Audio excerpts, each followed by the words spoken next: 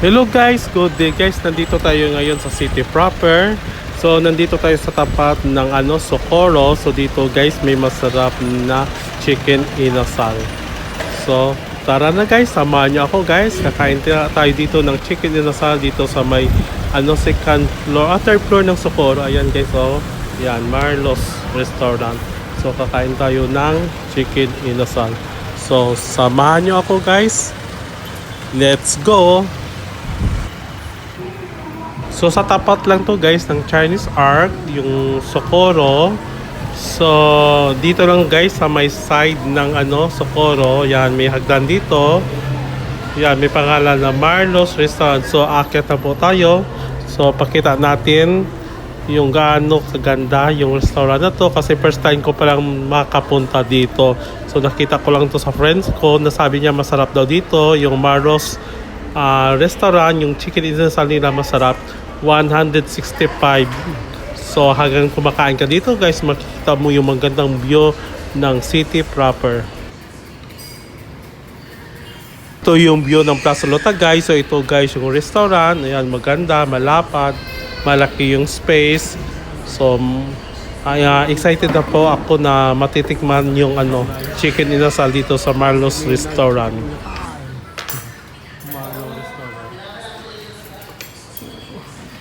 So kasama ko si nanay, kakain kami dito ng chicken inasal. Marami rin mga customer na pumupunta dito. So maganda naman kasi yung location. So ito na guys, yung aming chicken inasal. So yan guys, Java rice siya. May atsara. At saka yung in-order ko ay yung paa. So mabango siya guys, ang sarap. Nakakatakam. So sinanay gusto nang kumain. So gusto niya daw tikman kung gaano kasarap yung chicken inasal. Yan guys, kain na po tayo. So ito guys, mag-prepare na ako ng aking sausawan, kalamansi at saka toyo. Ito yung partner na sausawan sa chicken inasal. Yan. Nakakatakam na.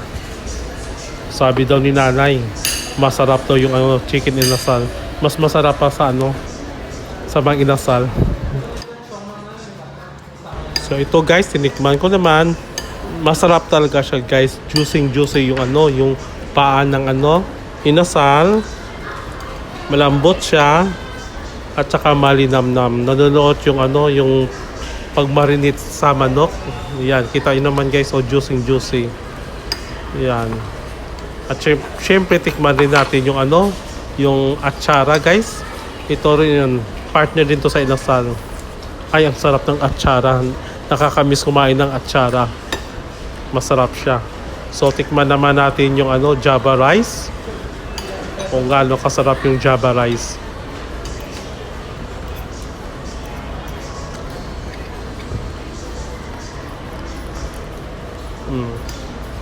Masarap guys yung Java rice nila, hindi siya mamantika.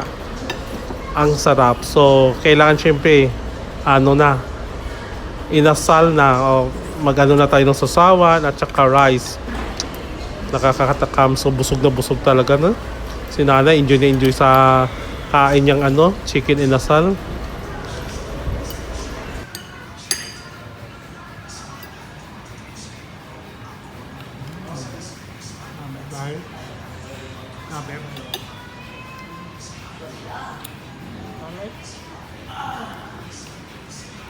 Sabi ni nanay, namit daw yung chicken inasal. So ibig sabihin ng namit guys, masarap. Enjoy na enjoy talaga si nanay. Naubos talaga namin to guys, yung chicken inasal at saka yung rice at saka yung atsara. Kasi nakakatakam siya, malinamnam at saka sulit yung yung 165 namin dito. 165 lang to siya guys. Masarap na yung chicken inasal.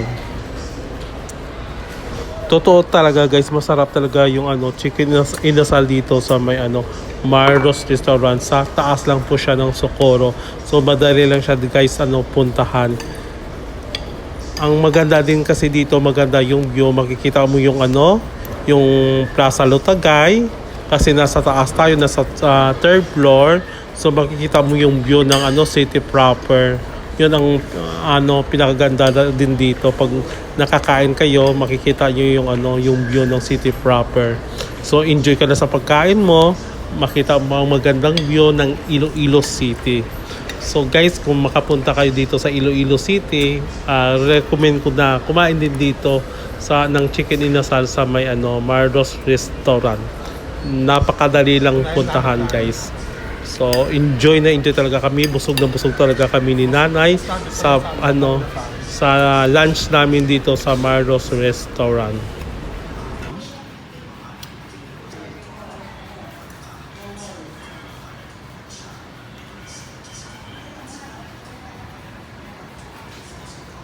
Yan guys, ubos na ubos yung chicken inasal namin, buto-buto na yung natira.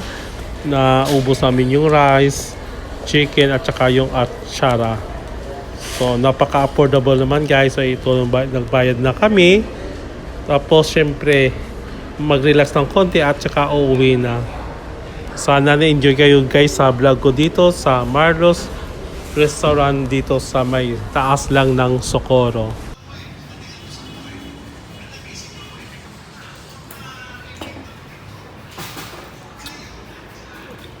Guys, busog kami ni Nanay.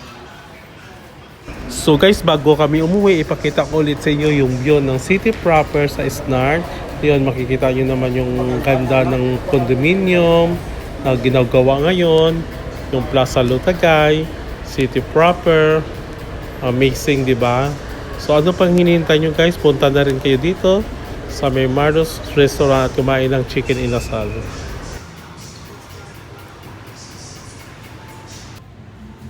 So, medyo mataas lang siya guys, so dahan-dahan lang sa pagbaba.